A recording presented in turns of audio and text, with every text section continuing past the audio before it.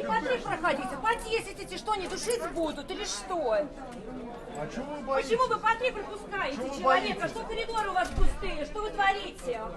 Фашисты, блядь. Да, конечно. Проходите больше! Пропускайте больше Люди, не людей. проходите по 3, проходите больше! Как вы будете Вы сами виноваты, что нас пальцем вот так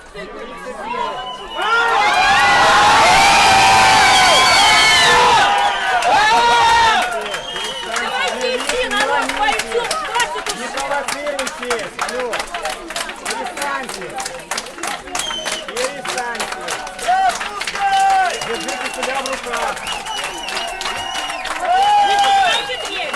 Ребята, вы ничего не надо, не провоцируйте ситуацию!